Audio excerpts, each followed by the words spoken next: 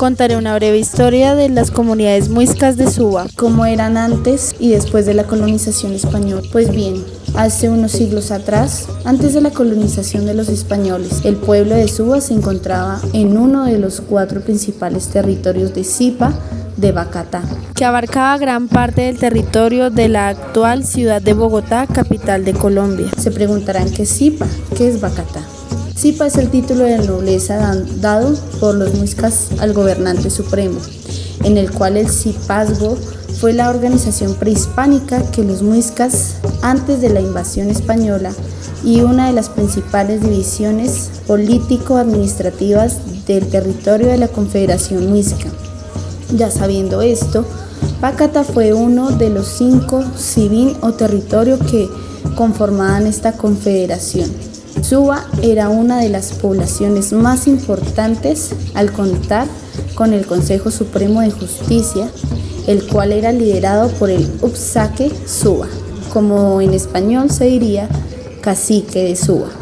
En el pueblo de Suba, su importancia geográfica en la Confederación de Zipa residía el valor espiritual de la laguna sagrada de Tibabuyes, tierra de labradores, en el cual se celebraba la fiesta de las flores, donde asistían caciques de Cota, Funza y Engativá a realizar sus ofrendas.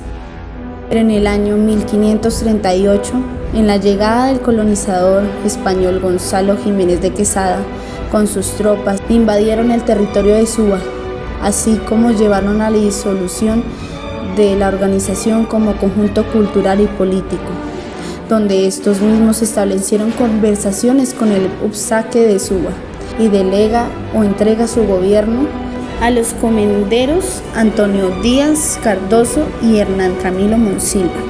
En el gobierno del año 1550, el poblado español empieza a hacer transformaciones socioeconómicas de la comunidad, construyendo la plaza fundacional de Suba. Esta implementación de modelo económico y político de encomienda imita, que duró más de 200 años hasta finales del siglo XVIII. El 16 de abril de 1770, de manera cruel, se prohibió el idioma muiscumbum, según la cédula real del rey Carlos III de España, haciendo que el idioma se extinguiera un siglo más tarde.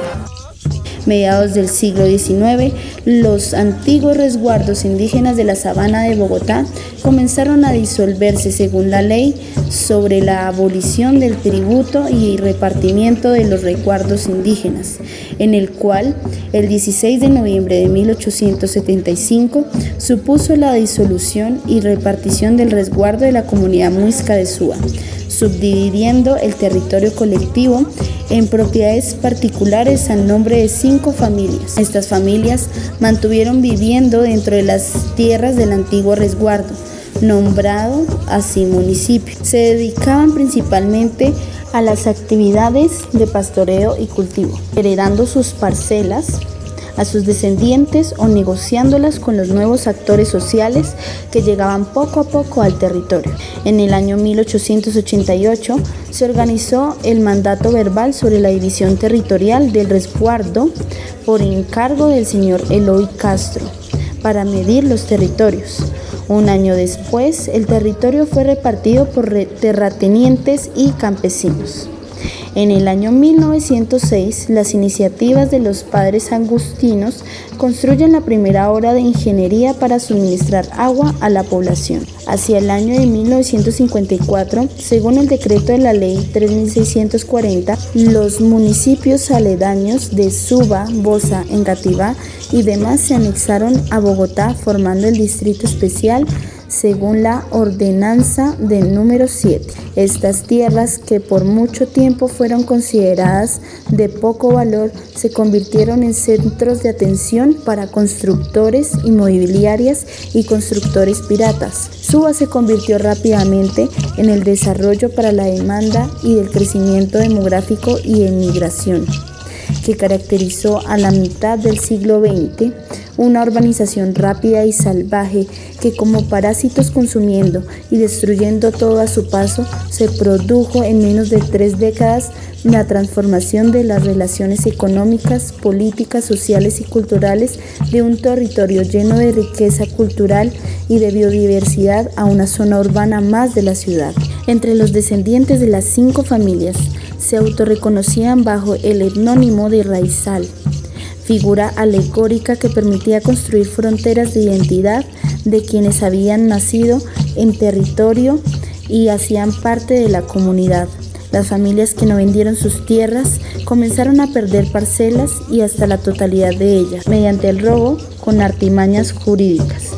Estas familias que perdieron sus tierras se vieron obligados a insertarse a la economía cultural como trabajadores o arrendatarios de las haciendas.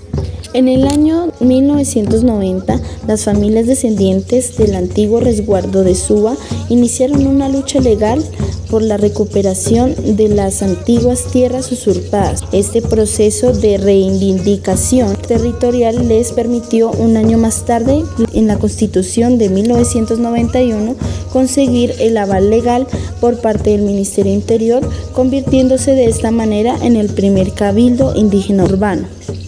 Los indígenas siguen luchando para que su extinción no persista, pero esta urbanización creó consecuencias de falta de identidad por una marca que traía burlas y estigmas, discriminación racial, que por consecuencia los jóvenes indígenas ya no se sienten identificados con sus comunidades, sienten vergüenza de su cultura y esto crea la consecuencia y el miedo más grande de la desaparición de estas culturas. Esto me recuerda donde el gobernador Muisca de Suba, Iván Nibiallo, comenta y dice que para sorpresa me encontré con una comunidad que se avergonzaba de ser indígena, que después de años de estigmatización, el fantasma del indio incivilizado, patriarcado, había cicatrizado profundamente en su memoria colectiva. Esa lucha de no perder su existencia los ha llevado a afirmar significaciones particulares que les permiten construir discursos, estratagemas y narrativas de tejido que articulan las características contemporáneas de su lugar dentro de la ciudad y los cambios actuales de su etnicidad. Expresan en la máxima lo siguiente: nosotros no llegamos a la ciudad llegó a nosotros.